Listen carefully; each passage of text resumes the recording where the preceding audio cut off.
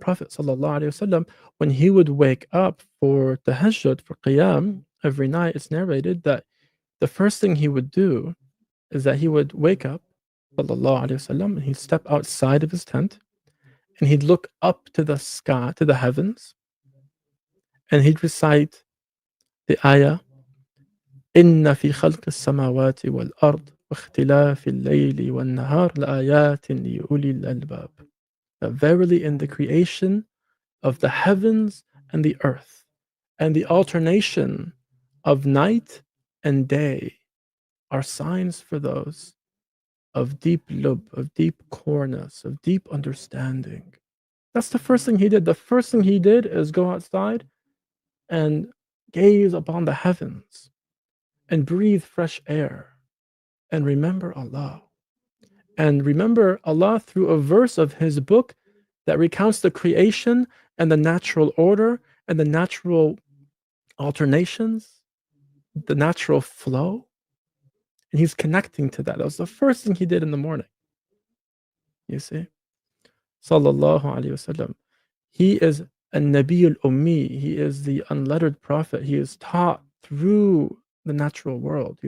Allah teaches him through his relationship with creation. Right? He wasn't a bookish, scholarly prophet, right? Sallallahu Alaihi Wasallam. In the way, of course, he is the ocean of knowledge itself. But he wasn't this, he didn't have books he was reading, right? We read books, try to get a glimpse of what he had. But he was inspired through his presence in the natural world, through his state of being. Sallallahu Alaihi Wasallam.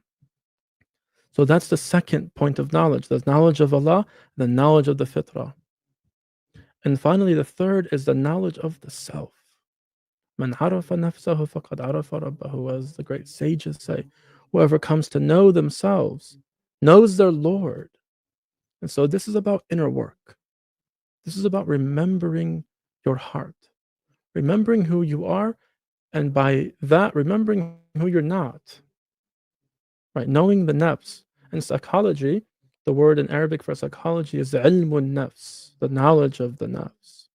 Right? But much of psychology nowadays is not doing much of that, right? We're just kind of talking about what happened and what happened in the past, or maybe what happened this week, that, my boss did this, my spouse, my in-law, my whatever.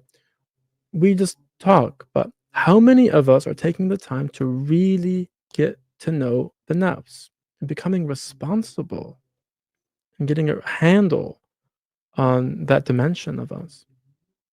And getting a handle and learning how to discern who's me and who's not me inside. Because one part of you is the real you, and the other part of you is not you, right?